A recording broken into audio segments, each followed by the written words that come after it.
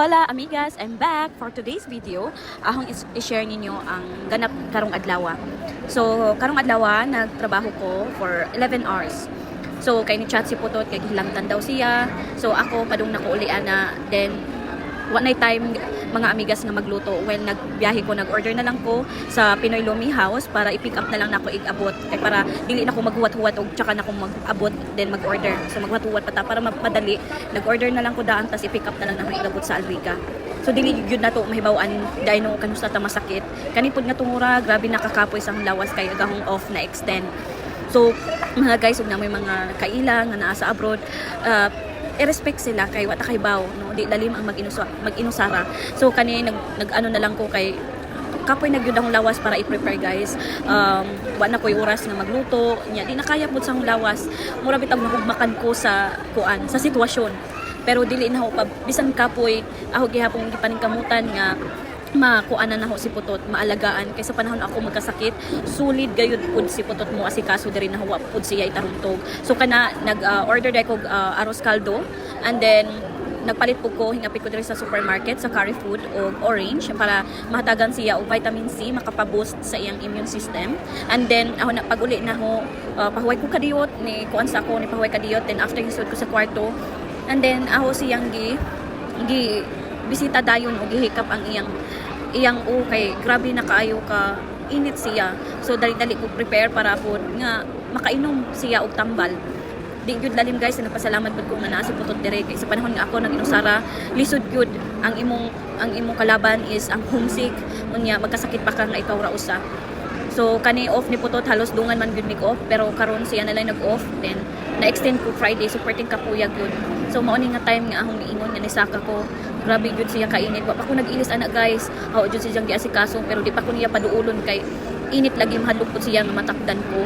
Pero unsaon man na nga kameraman duha, kamera may magkuan sige asikasuhay ng, di ba? So kani akong giandam yang pagkaon na po nang gilagaan og luya og kanang gibutangan og lemon kana nagkuan pa in town siya, nagatong pa sa pagkaon wa pay gana. Pero nagpasalamat ko kay nahurot niya ang arroz caldo na as inalipay ko kay at least makainom na siya sakto nga kanang tambal unya na naisud iyang tiyan. Kay sa napa ko sa store, tawag ko niya dito siya motubag. So nabalaka ko di pud ko kaulik sayo kay wala less og manpower sa store. So nagdali-dali gyud ko uli para maasikaso siya. And then wala siya kay baw ani nga nag-video ko guys. So di naman tanin ho i-share, pero gusto na ho i-share nga kamo na may nakailangan na sa abroad. Please respect them. Dili mo pabayloon og once nga mamaylo mo kwarta, ayaw mo kalain kay dili lalim gyud mangita kwarta diri guys, labi na ikaw mag-inusara.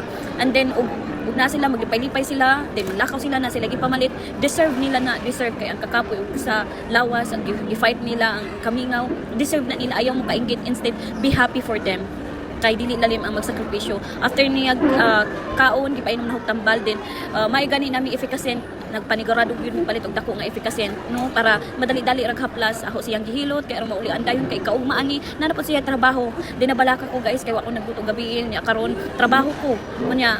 Ako na lang giingnan siyang mag-order na lang pagkaon kay hawig gyud ang lawas ilihok-lihok, pero siya wag gihapon nagpatintal no.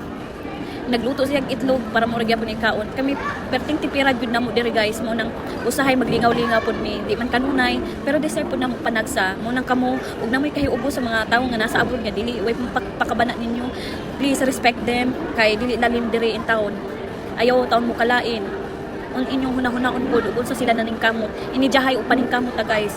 Kay nag-inijahay po ta mabuhi diri sa kalibutan. Emotional kaayo ko kay lakon ko nag-voice over kay tungod bitaw nga gusto nimo maalagaan siya fully, pero napo kay trabaho bisag perting kapuyag gyud guys. Straight kang nag-duty unya napay di gyud nimo may bawaan gyud unsay kuan bitaw panghitabo nga mahitabo sunod. Ha dire ra ko kutob daghang salamat.